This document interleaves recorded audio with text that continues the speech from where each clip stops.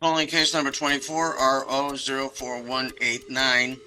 This is people of the City of Royal Oak versus Anthony Winston Mathis.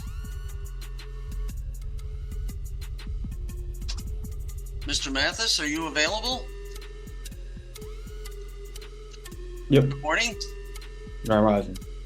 You are Anthony Winston Mathis?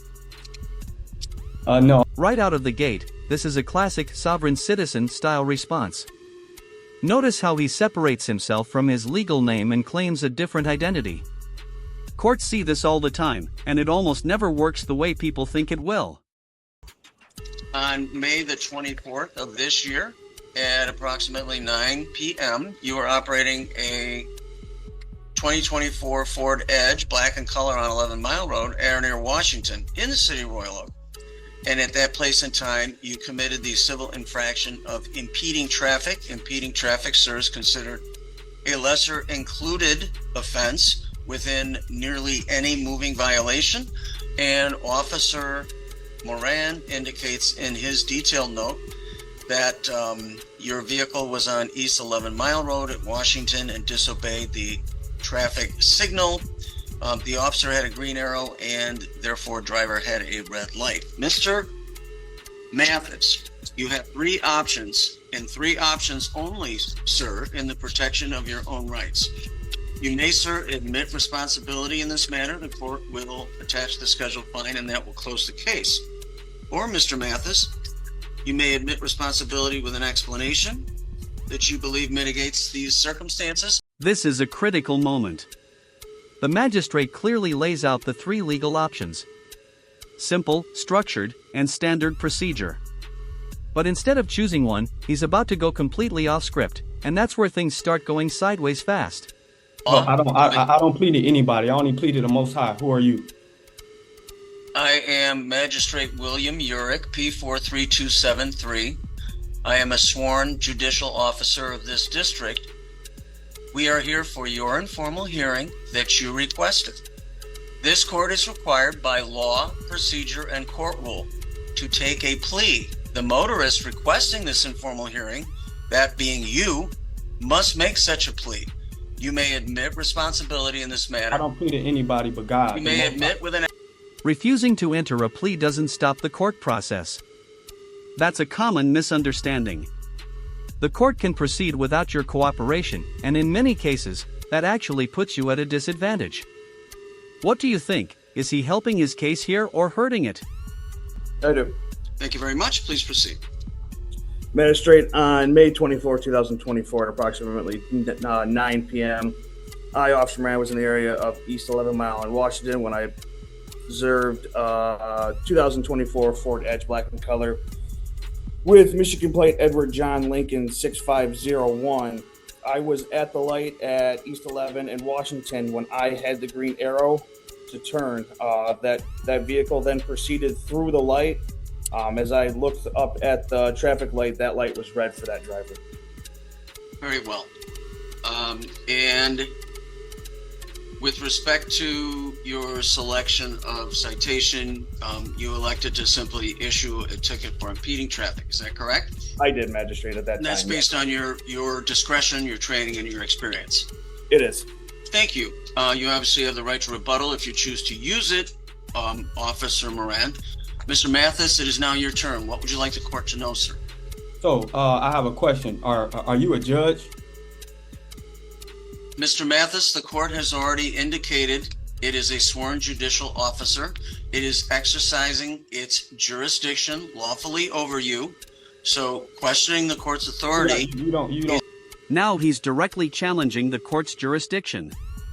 This is another hallmark argument you'll see in these situations.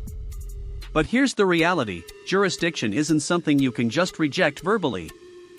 If the court has legal authority, the case moves forward regardless. The date in question. What would you like to tell the court? The plaintiff is the City of Royal Oak. Please bring the City of Royal Oak. Where's the City of Royal Oak? The officer is representing the City of Royal Oak, sir. Where's the City of Royal Oak? Are you asking where it is geographically, or are you asking where it is in Right terms now. of who's present on behalf of the City of Royal Oak? Where is the City of Royal Oak? please bring the Court city. doesn't understand your question. Are you asking where it is on a map or where is the officer? No, I know exactly where it is on the geographic location, but where are they right now? The officer is representing the city of Royal Oak as a sworn and certified Michigan peace officer. So what else would you like to tell the court, Mr. Mathis? And please, again, the court suggests that you focus on the events of the date in question. Okay, well, could you please bring forth the injured party? Was anybody injured? This is not a tort case, Mr. Mathis. It is a case written Well, under the vehicle code of the city of Royal Oak as it is adopted. As I was traveling, the officer turned on the lights. No one was injured. So please bring forth the injured party. Based on the Constitution, the Sixth Amendment right. This injured party argument sounds logical on the surface, but it doesn't apply here. This is a civil traffic violation, not a personal injury case. No one needs to be harmed for a traffic law to be enforced. That distinction is key, and he's completely missing it.